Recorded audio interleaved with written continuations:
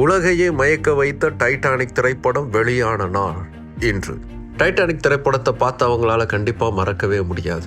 அதோடைய ஒவ்வொரு ஃப்ரேமுமே அவ்வளோ அழகாக செதுக்கியிருப்பாங்க.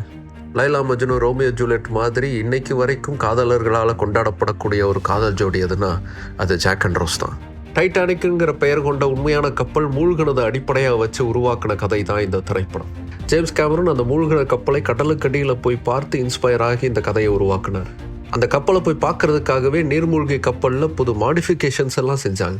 1995 இந்த படத்திற்கான முதல் வேலைங்கிறது தொடங்கப்பட்டுச்சு.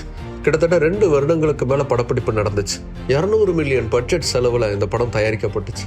அந்த நேரத்தில் அது மிகப்பெரிய செலவு. ஓவர் பட்ஜெட்டில் இந்த படம் தயாரிக்கப்படுது, போட்ட காசை எடுக்குமா அப்படின்னு எல்லாருமே யோசிச்சாங்க. ஆனால் இந்த திரைப்படம் 1997 டிசம்பர் மாதம் 19 வெளியான அன்னைக்கு உலகமே இதை கொண்டாடுச்சு. கிட்டத்தட்ட $1 பில்லியன் அளவுக்கு மேலே கலெக்ஷன் எடுத்து கொடுத்துச்சு இந்த திரைப்படம். இவ்வளவு பெரும் தொகையை சம்பாதித்த முதல் திரைப்படம் இதுதான். இந்த பாக்ஸ் ஆஃபீஸ் செட்டை 2010 ஜேம்ஸ் கேமரனுடைய அவதார் படம் வந்து தான் தோக்கடிச்சது.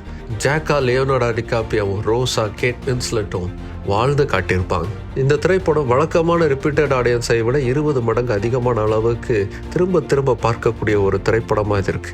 அந்த அளவுக்கு டைட்டானிக்கு பெரிய ரசிகர்கள் பட்டாளம் இருக்காங்க. கேமரா, இசை, காட்சி அமைப்பு, திரைக்கதைன்னு அத்தனையிலுமே இது மிக சிறந்த ஒரு திரைப்படமாக இருந்துச்சு. இப்படி உலகத்தையே தன்னுடைய அற்புதமான காதல் கதையால் ஜேம்ஸ் கேமரூன் உறைய வைத்த தினம் இன்று.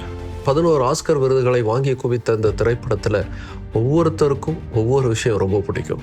எனக்கு கிளைமேக்ஸுக்கு அப்புறமா ஜாக்குடைய பார்வையில் மூழ்கி போன கப்பல் மறுபடியும் கட்டி அமைக்கப்பட்ட ஒரு காட்சி கற்பனையில் விரியும்.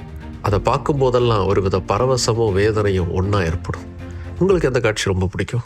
கீழே கமெண்ட் பண்ணுங்கள்.